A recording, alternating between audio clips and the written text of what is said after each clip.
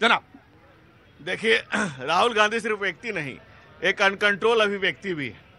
राहुल गांधी ये साबित कर रहे हैं कि कांग्रेस ने इस सिस्टम में बहुत से ऐसे लोग लगा रखे हैं जो उन्हें सूचनाएं देते रहते हैं।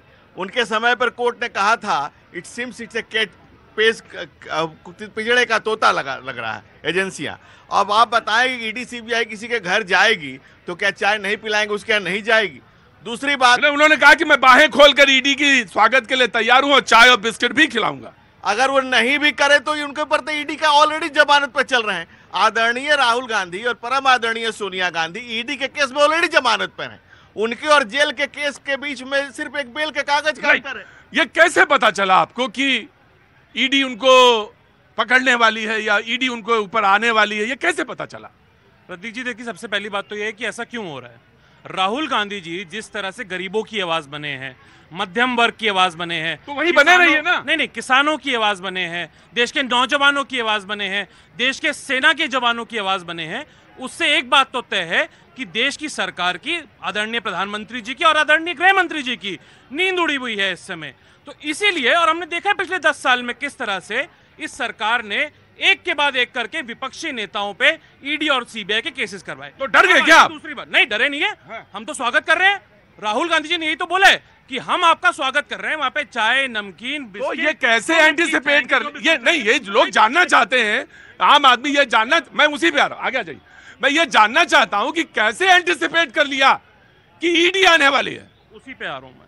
देखिए प्रतीक जी, जब आप 10 सालों तक संवैधानिक संस्थाओं का गला घोट के रखते हैं, संवैधानिक संस्थाओं में बैठे हुए पदों पे लोगों का गला घोट के रखते हैं, तो कई लोग हिमायती होते संविधान के। उन्हीं लोगों को कहीं ना कहीं घुटन और दमन महसूस हो रही थी। वही लोग हमारे हिमायती हैं, वही चाहते हैं कि संवैधानिक संस्थाओं को वापस मुक्त किया जाए और वापस संविधान के दायरे में। मतलब इन्होंने स्पष्ट तो नहीं कहा, लेकिन ये कहा कि ईडी के लोगों ने ही मुझे बताया है। अब ये बताया है इन्हें या नहीं, या इन्होंने सिर्फ बहस की, एक मुद्दे की एक लाइन खींच दी। जी हाँ प्रतीक जी, देखिए ऐसा है कि जो लाक्षा गृह में जलते हैं वही सूरमा निकलते हैं। तो राहुल गांधी जी ने जिस तरह से गरीबों की आवाज उठाई है, नौजवानों की आवाज उठाई है, महंगाई के खिलाफ आवाज उठाई है, बेरोजगारी के खिलाफ आवाज उठाई है, तो ये लाजमी है कि उन पे इस तरह के मुकदमे और ये सब चीजें चलेंगी। जी जी प्रतीक जी, सिर पे कुल का बड़ा टीका, अभीतर जीवन का रस फीका। पर ईडी का केस कोई आज नहीं हुआ, जब उनकी सरकार थी तब उन पर नेशनल हेराल्ड का ईडी का केस हुआ। किया किसने? इस देश की आजादी की लड़ाई लड़ने वालों ने 5000 करोड़ का माल 50 लाख में यंग इंडिया बनाकर माँ बेटा ने हड़पा था, उसका केस किया और उसमें आज दोनों माँ बेटे जवान पर। वो केस मैं ये जानना चाहता हूँ कि होने वाला है या नहीं। भाई, कंस को सबने देखा होगा, जिन लोगों ने पढ़ा होगा या सीरियल देखा होगा, कंस को सपने में कृष्ण नजर आते थे, उसी तरह से चोर को सपने में पुलिस नजर आती है, राहुल गांधी को जमानत पर उनको ईडी नजर आती है। इसमें कौन सी बड़ी बात है?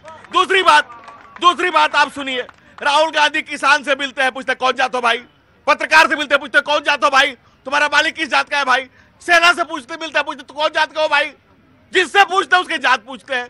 और जब उनसे पूछना था कि कौन जात, वंश क्या है, जात क्या है और क्या है गोत्र, दादा लेटे सिमेट्री में जात पूछे पौत्र।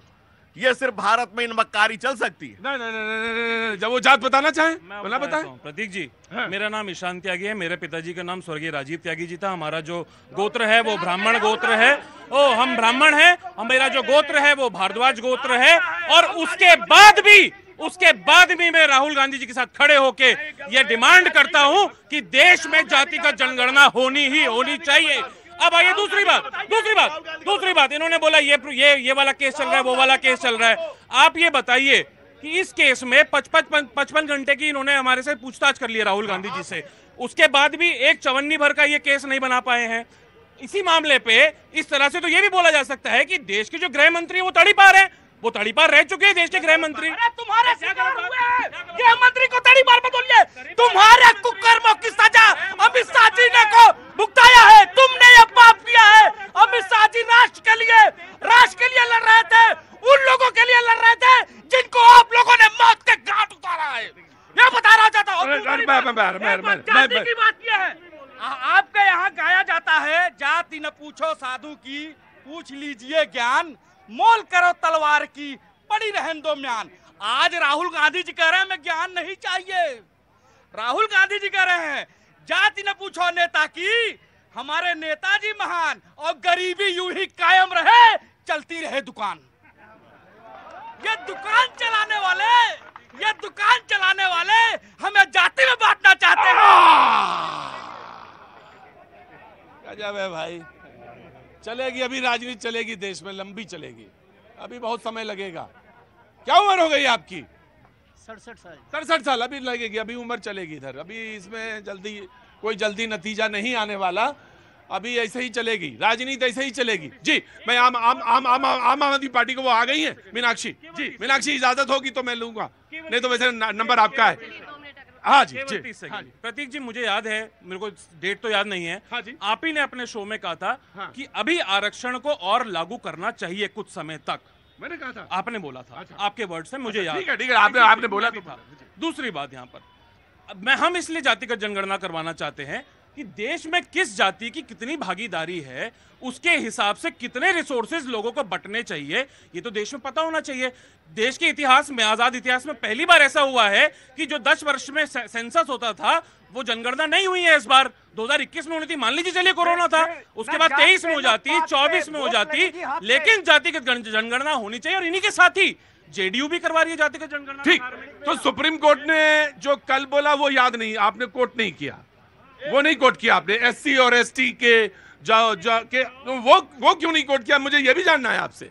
वो बड़ा महत्वपूर्ण फैसला है और बहुत ही महत्वपूर्ण रूप से उल्लेख किया जाना चाहिए, मैं दूंगा, लेकिन आम आदमी पार्टी का पहले पक्ष। जी देखिए, मुद्दे तो सभी बहुत इंपॉर्टेंट होते हैं, और लेकिन सभी इंपॉर्टेंट मुद्दों को जाति और धर्म के नाम पे दबा दिया जाता है, ये बहुत बड़ा दुर्भाग्य है हमारे देश का। जी मीनाक्षी जी, देखिए अभी जैसे भाई ने बोला महिलाओं की बात करी, तो महिलाओं का मुद्दा आज के देश में सबसे बड़ा मुद्दा है। 50% वोटर्स हैं, लेकिन फिर भी आज उनके पास सेफ्टी नहीं है।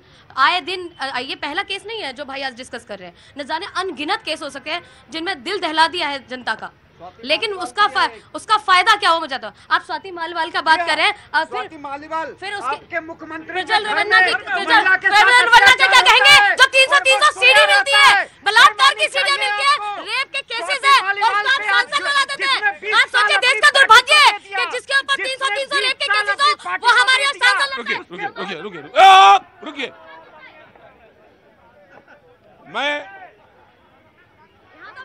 मीनाक्षी मैं दोनों से था। मीनाक्षी रुकिए, मैं